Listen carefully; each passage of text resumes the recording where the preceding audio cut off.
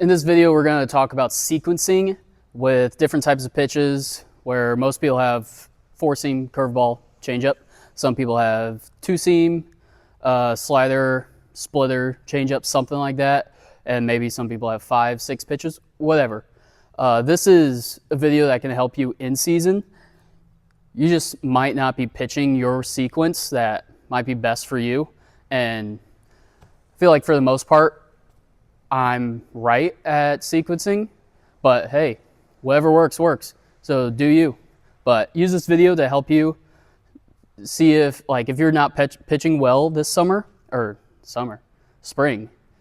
it might be your sequencing. You might be throwing strikes. You might be getting ahead in the count, but you're just getting hit. That might be it. Just getting hit, but it might be sequencing.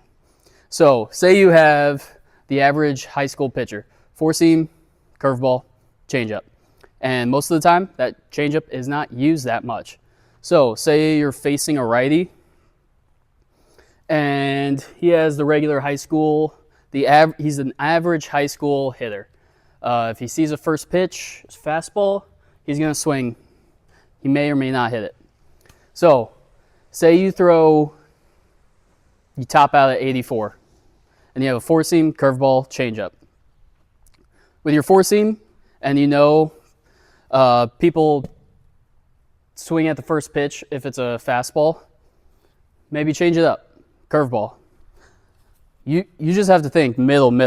You don't have to think corner, just outside, back them up. You don't have to think that at all. Just throw it middle. And say you throw a curveball, takes it, lands here. He's like, okay, back off. Curveball, first pitch, 0-1. Now he's like, he might throw it again, and he might throw a fastball. You have two options. You could throw a fastball here, or another curveball, but it cannot be middle. It can be. You can get away with it, but if it's a curveball, either here or bounce. So I usually teach my pitchers, land the curveball for a strike, and then once you get in with that, try to go up or in. Get them to back off. And say you throw a fastball here, he's like, oh! And they're like, what? That was a strike? 0-2 now. So you just threw a curveball that looked like it was coming right at him. Strike, down the middle. He's like, okay. Then fastball in. Now he's backed off, and he's like, curveball's definitely coming. Now, if you spike a curveball, he might see that right away because he's expecting that, possibly.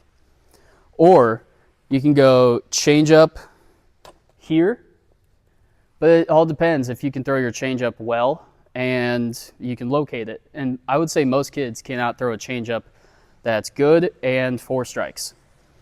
So I would almost say go back with an inside fastball. Will they be on time? Probably not. For the average hitter, probably not. So that's an easy curveball middle. Fastball in. At the high school level, throwing inside is a cheat code. I've coached a couple players that at a high JUCO level that literally everyone on the team was sitting 86 to 90, some guys up to 98, or one guy up to 98, and a couple guys 90 to 92, 93. The best statistical pitcher was our guy that threw 79 to 82 because he could throw a changeup for strikes in any count, and he could throw fastballs inside the hitters. He had the best stats on the team. And we ended up winning the national championship that year. He would just embarrass hitters because it was too slow. It wasn't like 85. 85's right in the middle of, they could be early on it and still hit it. They could be late on it and still hit it. But with the 79 to 82, you got to wait back for it. Especially a changeup that might be like 70, 72 to 73. You have to really wait back on the changeup, and then when you see a high fastball, inside fastball, you're like, oh, it messes hitters up. Now let's switch to the same pitches, four seam, curveball, changeup, lefty now, and say this is a power hitter. He can hit the ball hard. He's not really he doesn't hit the ball a lot. He hits it hard. He could hit it out of the field or over the fence for sure. So say fastball, curveball, changeup, first pitch. We can either go land a curveball for a strike, because a power hitter is not looking for a curveball. He's just looking for fastballs. Curveball for a strike. Changeup, low, somewhere low. Low middle or low away, perfect. Or just outside. Fastball in or fastball anywhere in this area. Here you can get away with sometimes. But middle, not really, never. So let's just say changeup, low. And he's thinking it's fastball, strike one, swing and misses. And then you see his swing, he was early, he's expecting the fastball, but he's really dipping that barrel a lot. The barrel is dipping. So once you read that, you're like, oh, anything here and up is free game. You're going to get away with it. So then fastball, four seam. He could be super on time. He could be on time. But if his barrel dips, he ain't touching it or it's going straight up. It's going to be a pop-up every time. It's very hard for a guy that dips his barrel to get on top of a four seam on a high fastball. So say it's 0-2 now. Then you can either go back to the changeup or bury a curveball. It's sequencing and reading hitters. Now let's go to a two-seam sinker, changeup, slider. Let's go back to lefty. Two-seam. And say let's do a lefty pitcher that's two-seam, sinker, slider on a righty. So lefty and now. With a two-seamer sinker, you're going to get a lot of ground balls. Slider, you can get a lot of people swinging. And a changeup only depends if it's good. So let's go first pitch, above average hitter. First pitch, let's just go changeup first pitch. Takes it, he's not swinging at a changeup. Say it's a ball. It lands like here, that's not a strike. He's like, okay, just saw a changeup, it's slow. He's going to try to pitch backwards maybe. He's above average hitter, remember that. And he's like, okay. He might go back to it again, so I'm going to think the other way, because if it's a fastball, I'll still be on time to hit the other way, but if it's a changeup again, I'll be perfectly on time. Now you can go inside fastball, or inside two-seam, or back foot slider. But if you do back foot slider, where it lands here, or there, it has to go there. Because if it's anywhere here, it will get rocked every time. And if you're going to do the two-seam sinker inside, you want to think, especially as a lefty pitcher, throwing a two-seam sinker to a righty. If a guy's right here, he's this close to the plate, you want to think, throw it at his either hands, belly button, waist, whatever. So it looks like it's coming at him, and then it runs back in for a strike. He backs up. He's like, oh, strike. That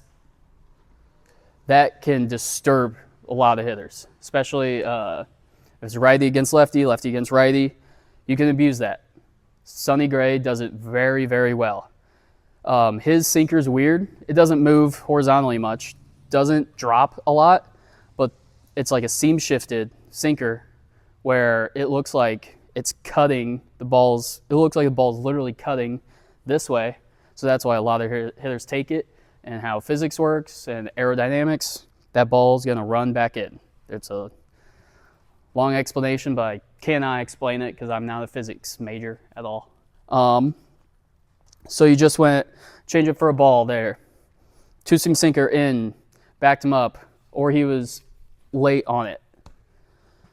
Now you could do whatever, almost whatever. And with a two-seam sinker, especially with lefties, two seams tend to almost like run away when it's up. Like it runs almost like that. If you see Josh Hader, his two seam is like that. It's very weird. It's almost like a four seam that rides, but two seam action. It's very weird. So this hitter, if he still gets back in the same spot, his feet are in the same spot, I wouldn't really look for a two seam there. But if he backed up from that two seam sinker inside, then that's when you can get him with a changeup.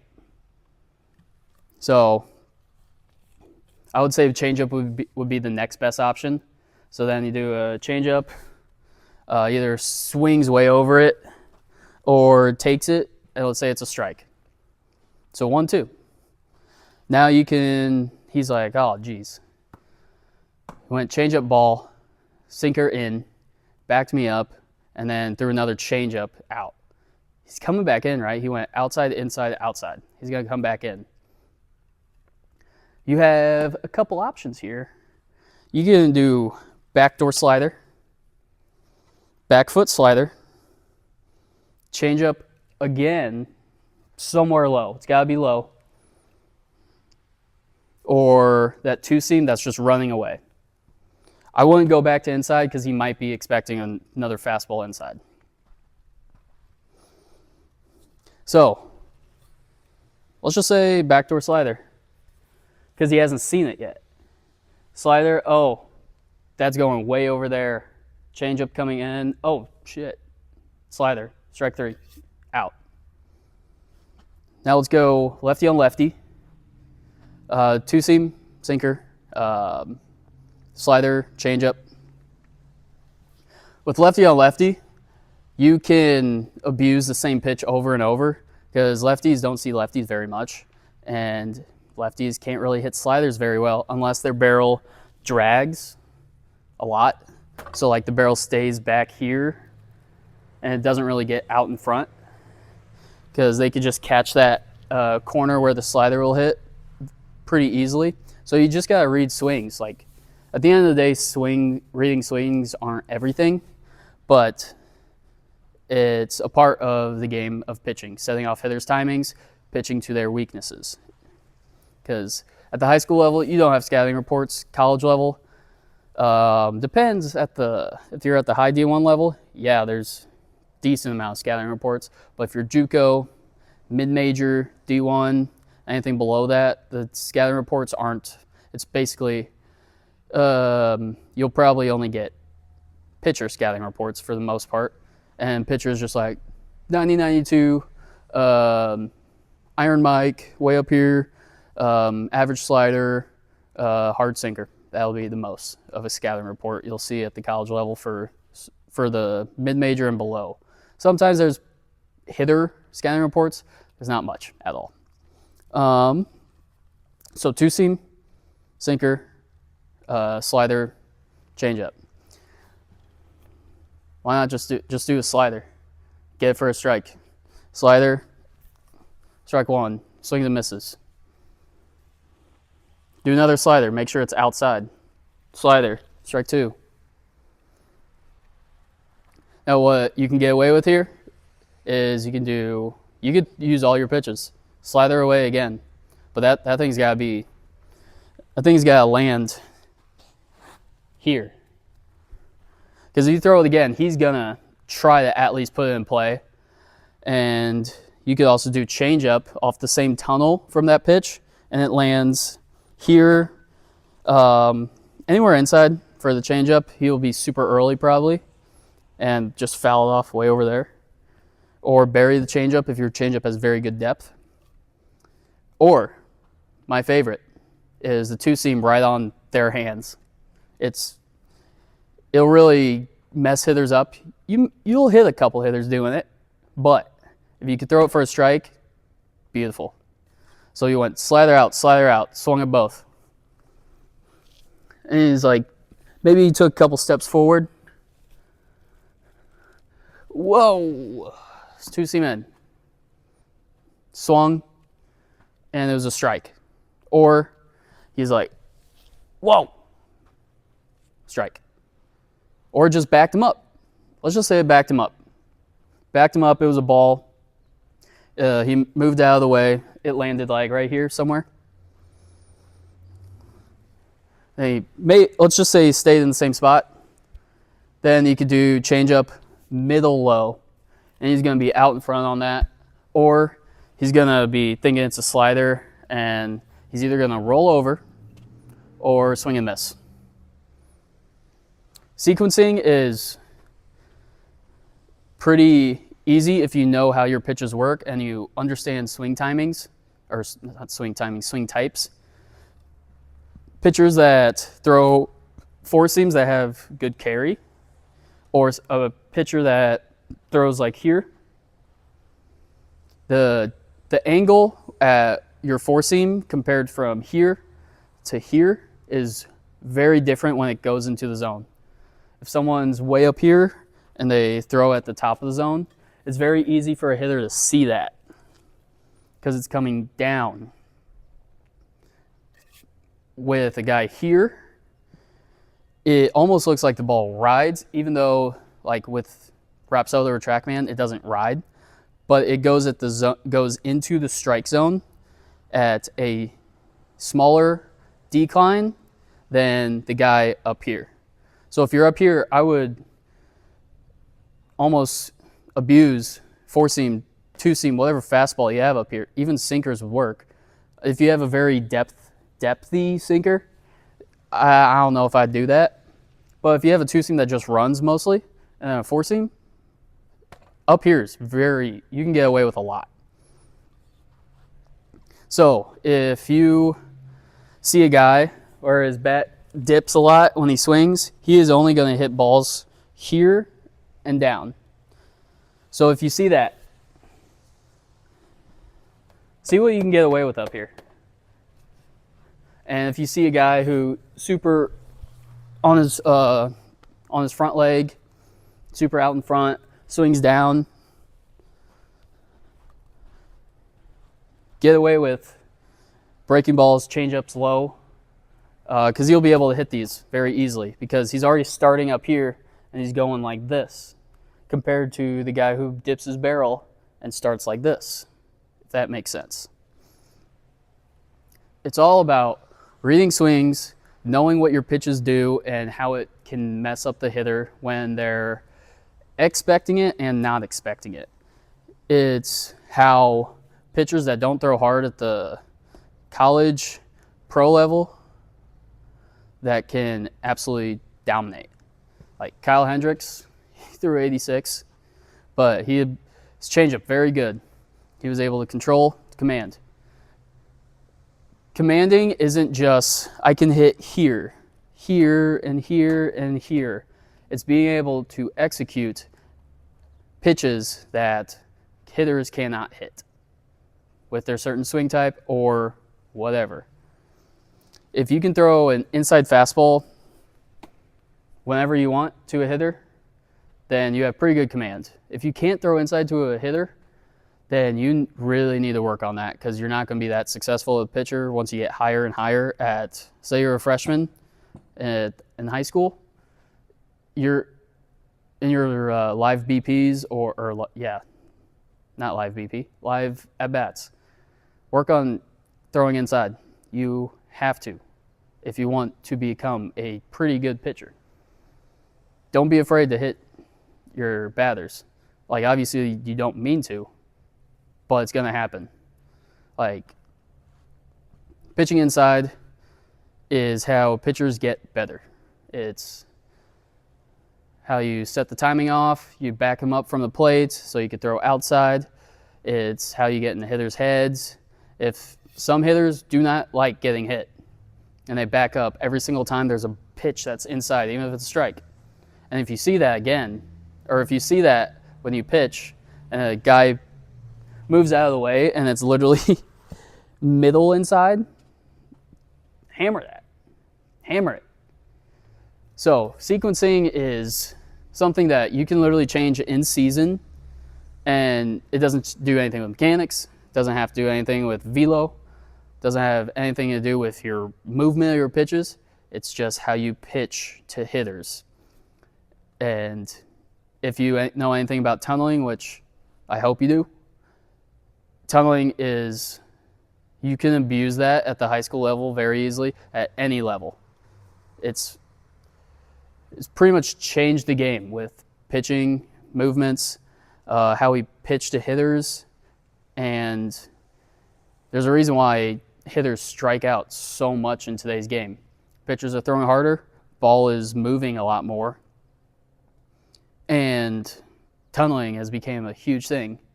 Like, people used to say before the 2010s, even at the MLB level, pitchers would not think about movements unless it was like certain organizations or the type of pitching coach, but most of the time it was just throw strikes.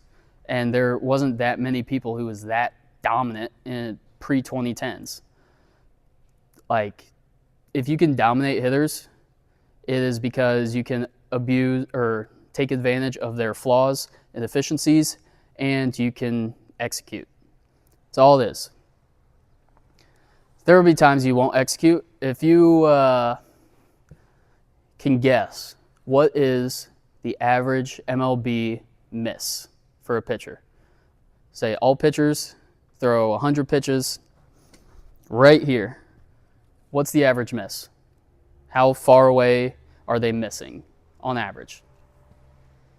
They might hit here a decent amount of times. They might hit here, wherever.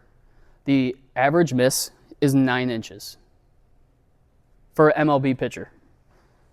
That's almost half of the plate, half of this plate, almost. So they are missing about here and here on average when they're trying to hit right here. So they're on average here when they're trying to hit here. That's the MLB level. If you think you can paint this corner all day, some days you might be like that, some days. Most of the time, you're not. So if you're not having your best day, a lot of times, just think here. Because most of the time, you won't hit here at the high school, college level. Like, unless you have very good command with a certain pitch, you're not hitting here most of the time. You're not. That's just how it is. Pitching is very hard. That's why you have to practice, practice, practice. Get reps on the mound and just understanding who you are as a pitcher. If you like this video, subscribe so I could do more videos like this if you guys like it, and then you'll see me on the next one.